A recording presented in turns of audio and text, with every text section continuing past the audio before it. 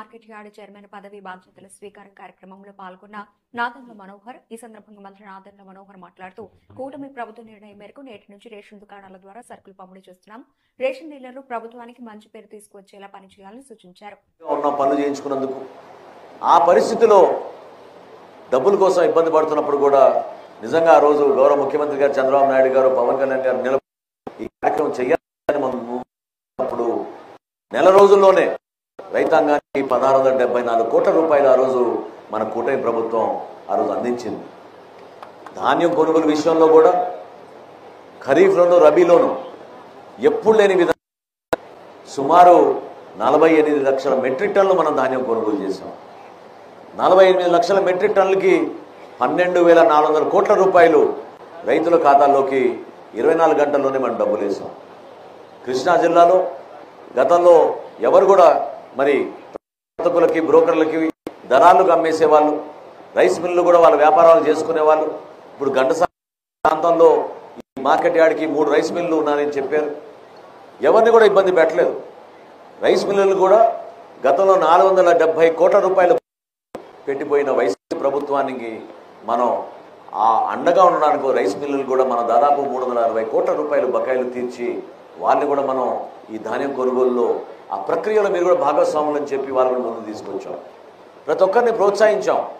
గోతాల విషయంలో రైతులు ఇబ్బంది పడుతున్నారంటే 5,13,00,000 గోతాలు కొని రైతాంగ గోతాల విషయంలో ఇబ్బంది పడకూడదని చెప్పి మనం ఆ నిర్ణయం తీసుకున్నాం. ఈ సంవత్సరం కూడా మీరు చూశారు ఎటువంటి మార్పు తీసుకొచ్చాము. భారతదేశంలో మొట్టమొదటిసారి మీరు వాట్సాప్ ద్వారానే మీరు కష్టపడి పండించిన ధాన్యాన్ని ప్రభుత్వానికి మీరు అమ్ముకునే విధంగా ఆ వెసులుబాటు కల్పించాం. రైతులు ఏ మిల్లుకు అమ్ముకోవాలనుకుంటే ఆ మిల్లుకు అమ్ముకునే విధంగా వెసులుబాటు కల్పించాం. అంతేగాని ఎవరిని ఇబ్బంది పెట్టకుండా క్షేత్రస్థాయిలో అధికార యంత్రాంగాన్ని ఎప్పటికప్పుడు అప్రమత్తం చేసుకుంటూ మన రాష్ట్ర ప్రభుత్వం గర్వంగా ఈ ధాన్యం కొనుగోలు విషయంలో చాలా అద్భుతంగా మనం కార్యక్రమాలు చేశాం. మీకోసమే అది.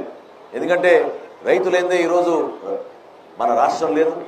ఆంధ్రప్రదేశ్లో ఉన్న గొప్పతనం ఈ ప్రాంతంలో మీరందరూ ఎంతో కష్టపడి గతంలో వ్యవసాయ రంగాన్ని ఎంత ఉత్పత్తి చేశారు, ఎంత అద్భుతంగా ముందుకు తీసుకెళ్లారో దేశం అంతా కూడా ఆదర్శవంతంగా చూశారు. ఆ మార్పు తీసుకురావాలి. మీలో కూడా మార్పు రావాలి. కొత్త పరికరాలు వాడండి, కొత్త విత్తనాలు వాడండి. ఎవరైతే ఎక్కువగా ఉపయోగిస్తున్నారో దాన్ని మీరు ఉపయోగించుకోండి. అంతేగాని గతంలో కొన్న విధంగా ఇప్పుడు కూడా మనకి బోండాలు ఎక్కువగా అమ్ముడుపోతాయంటే అది పొరపాటు. ఎందుకంటే మీరు చూశారు దిగుబడి ఏ విధంగా పెరిగిందో. ఈ రోజున 34 బస్తాలు పండించే రైతు ఈరోజు దాదాపు 60 బస్తాలు పండించే రోజులు కూడా మొన్న మనం చూసాం. ఆ మార్పు తీసుకురాగలిగాం. ప్రకృతి కూడా మనకి సహకరించింది. ఈ సంవత్సరం కూడా మనకి నీటి కొరత లేకుండా కాలువల ఆధునీకరణ ఇంతకుముందే బుద్ధప్రసాద్ గారు చెప్పారు, వాటిపైన దృష్టి సారించాం.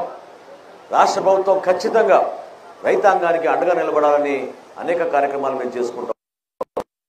ఈరోజు ఖరీఫ్లో కానీ రబీలో కానీ ఎక్కడ కూడా రైతుకు ఇబ్బంది పడకూడదని రైతు సహాయ కేంద్రాలన్నీ ఏర్పాటు చేసి సిబ్బందిని మనం క్షేత్రస్థాయిలో పర్యటిస్తుంది. మీకు భూసార పరికరాలు ఆ టెస్టులన్నీ కూడా మీకు పూర్తి చేసి ఇవ్వగలుగుతున్నాం. డ్రోన్లు తీసుకొచ్చాం.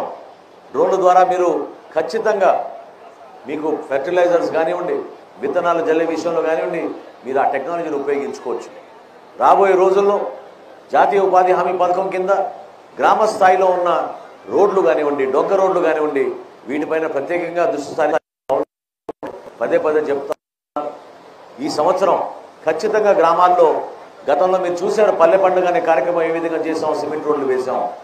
ఆ పరిస్థితుల కన్నా ఇంకా అద్భుతంగా రైతాంగానికి ఉపయోగపడేటట్టు డొంక రోడ్లు కూడా మనం అభివృద్ధి చేసుకుంటూ ముందుకెళ్లాల్సిన తరుణం ఈ సంవత్సరంలో ఖచ్చితంగా మేము నిలబెట్టుకుంటాం. రోజుల్లో కృష్ణా జిల్లాలో ప్రత్యేకంగా 58,000 మెట్రిక్ టన్నులు కొనుగోలు చేశాం ఖరీఫ్లో. గతంలో ఎప్పుడు లేదు. రాష్ట్ర ప్రభుత్వం ధాన్యం కొనుగోలు విషయంలో ఎప్పుడు ఆ స్థాయిలో కొనుగోలు చేయలేదు. పెద్దలు బుద్ధప్రసాద్ గారు చెప్పారు, అవసరాన్ని బట్టి మీకోసం ఇంకో 10,000 మెట్రిక్ టన్నులు, 5,000 మెట్రిక్ టన్నులు కావాలన్నా కూడా కొనుగోలు చేశాం. ఈ 58,000 మెట్రిక్ టన్నులు కాకుండా పక్క జిల్లా కోనసీమ నుంచి, ఏలూరు నుంచి అక్కడున్న రైస్ మిల్లులు కూడా వచ్చి మార్కెట్లో డైరెక్ట్గా వాళ్ళు కూడా ఓపెన్ మార్కెట్లో కొనుగోలు చేసేటట్టు 50,000 మెట్రిక్ టన్నులు వాళ్ళకి అదనంగా టార్గెట్ ఇచ్చి ఈ ప్రాంతంలో ఆ రోజున కొనుగోలు చేశాం. కానీ మనకి డ్రైయర్లు చాలా అవసరం. ప్రతి సంవత్సరం రైతులు ఆవేదన పడేది అకాల వర్షాల వలన. సో ఖచ్చితంగా ఈ ప్రాంతాల్లో రైస్ మిల్లులతో పాటు డ్రైయర్లు కూడా మనం ఏర్పాటు చేసుకోవాలి. దాని గురించి గౌరవ ముఖ్యమంత్రి గారు చంద్రబాబు నాయుడు గారు చాలా స్పష్టంగా ఒక ప్రణాళికబద్ధంగా చేసుకుంటూ ముందుకెళ్తామని ఆయన చెప్పుకుంటూ వచ్చారు. ఇంకొక గొప్ప కార్యక్రమం మనం శ్రీకారం చుట్టబోతున్నాం. జూన్ 12వ తారీఖున మనం ఒక సంవత్సర కాలం పూర్తి చేసుకోబోతున్న సందర్భంగా పాఠశాలలో కూడా మొట్టమొదటిసారి మన ఆంధ్రప్రదేశ్ చరిత్రలో ఫైన్ క్వాలిటీ బియ్యం మనం మన బిడ్డలకి 41,000 ప్రభుత్వ పాఠశాలలో 4,000 సంక్షేమ హాస్టల్లో మనం 3.5 లక్షల మెట్రిక్ టన్నుల బియ్యం మనం సరఫరా చేసి మన బిడ్డలకి అద్భుతమైన పౌష్టికాహారం మనం అందించబోతున్నాం. ఆ కార్యక్రమంలో ఇంకో గొప్ప విషయం ఏంటంటే, ఏ రైతు అయితే కష్టపడి పండించారో, ఏ పొలం నుంచి అయితే మేము ఆ ధాన్యం సేకరించామో దానికి ఒక కోడ్ పెట్టి ఆ రైతుని ఆహ్వానించి ఆ రోజు ఆ పాఠశాలలో ఆ రైతు చేతుల మీదుగా ఆ బియ్యాన్ని మన బిడ్డలకి మధ్యాహ్న భోజనం పథకం ద్వారా అందించడానికి ఒక అద్భుతమైన కార్యక్రమం రాష్ట్ర వ్యాప్తంగా తీసుకొస్తున్నాం. రైతును గౌరవించాల్సిన సందర్భం. పడిన కష్టాలు, మీరు ప్రభుత్వానికి అందించిన ధాన్యం, ప్రభుత్వం పైన నమ్మకంతో మీరు ఇచ్చిన సరుకుని మన బిడ్డల కోసం, మన భవిష్యత్తు కోసం, మన వ్యవస్థ కోసం మనం ఉపయోగిస్తున్నామని మీ అందరికీ కూడా ఈ అద్భుతమైన కార్యక్రమం చేస్తున్నాం. ఎన్నో మార్పులు తీసుకొచ్చాం. ఇప్పుడే పెద్ద నారాయణ గారు చెప్పారు, రేషన్ బియ్యంలో ఏ విధంగా ఈరోజు నాణ్యత పెరిగిందో మీరు చూడండి. నిన్న ప్రారంభించాం రాష్ట్ర వ్యాప్తంగా. గతంలో ఉన్న ఒక అద్భుతమైన వ్యవస్థని కావాలని వీళ్ళు వాళ్ళ స్వలాభం కోసం 9,260 వ్యాన్లు తీసుకొచ్చి ఇంటింటికి మేము డెలివరీ చేస్తామని చెప్పి రాష్ట్ర ప్రభుత్వానికి, రాష్ట్ర ప్రజలకి 1,650 కోట్ల రూపాయలు నష్టం కలిగించారు. ఎక్కడ కూడా ఇంటింటికి సరఫరా చేయలేదు. వీధి చివరికి వచ్చేవాళ్ళు, గ్రామంలో చోట నిల్చునేవాళ్ళు, అది కూడా వాళ్ళకి నచ్చిన టైంలో నచ్చిన రోజు వచ్చి నిల్చునేవాళ్ళు. అంతేగాని గతంలో ఉన్న వ్యవస్థని అగౌరవపరుస్తూ డీలర్లకి చాలా మందికి అన్యాయం చేశారు. మనం ఒక నిర్ణయం తీసుకుని